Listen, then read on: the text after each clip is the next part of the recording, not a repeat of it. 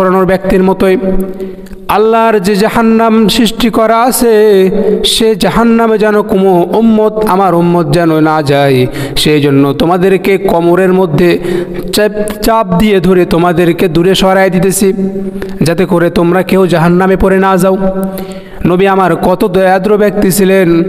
যখন মক্কার কাফেরেরা দাওয়াত কবুল করলো না, তখন নবী মনে করলেন আমার দাওয়াতের সিস্টেম চেঞ্জ করতে হবে।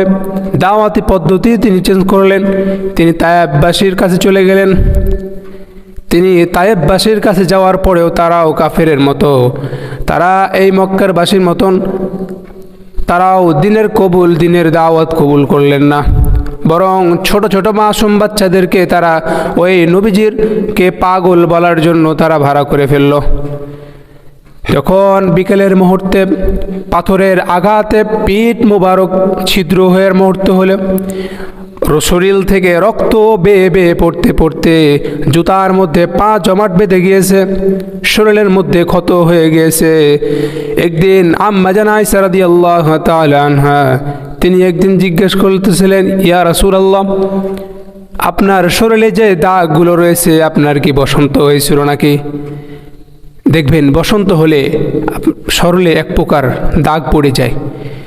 সেই অনুযায়ী আম্মাজান বলতেছেন, ইয়া রাসূলুল্লাহ, আপনার শরীরে কি বসন্ত হয়েছিল নাকি বসন্তের দাগ দেখতে পাচ্ছি? তখন হুজুর সাল্লাল্লাহু আলাইহি ওয়াসাল্লাম বললেন, ও আয়েশা, শোনো শোনো, তুমি তো আমার দুঃখের সময়ের সংবাদ জানো না, খবর জানো না। যখন আমি তায়েববাসীর কাছে গিয়েছিলাম, তায়েববাসীরা আমার দাওয়াত কবুল করে নাই, আল্লাহর দাওয়াত কবুল করে নাই, তখন তারা আমাকে পিছন থেকে আমাকে পাথরের আঘাত করেছে। ওই পাথরের আঘাতের দাগগুলো এখন আমার পিঠে মধ্যে এখনো চিহ্নিত হয়ে আছে। তো যখন তিনি দাওয়াত শেষ করে বিকেলের মুহূর্তে তার শরীর থেকে রক্ত ঝরে ঝরে পড়তেছিল, তখন তিনি রক্তশূন্যতার কারণে মাথা ঘুরে তিনি পড়ে যাচ্ছিলেন। এমন সময় তিনি বসে গেলেন।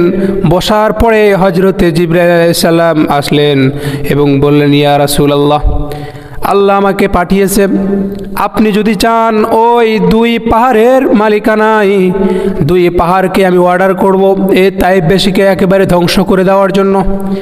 আপনি যদি চান তাহলে এটা করব, আপনি যদি না চান তাহলে আমি করব না। নবী আমার কতটা দয়াদ্র, নবী উম্মতের প্রতি কত দয়া করেছেন। নবী বলতেছেন, ও জিবরাইল, তুমি কি বলো এসব?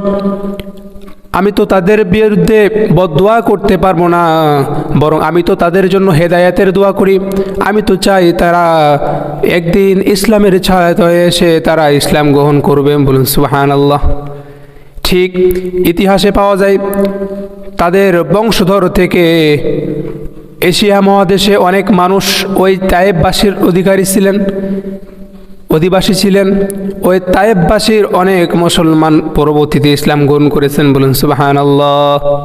এই জন্য নবী আমার চরিত্রের মধ্যে কতটা উত্তম চরিত্র ছিল যে নবী যখন দাওয়াতি কাজ করেছেন তখন তেনার অনেক চরিত্র দেখে অনেক কাফের বেদিনরা তারা ইসলাম গ্রহণ করেছেন। সুবহানাল্লাহ। এই জন্য আমার নবীর আদর্শ, আমার নবীর চরিত্র আমার ভিতরে গ্রহণ করতে হবে, তাহলে আমি আমার নবীকে যে ভালোবাসার পূর্ণতা প্রকাশ পাবে।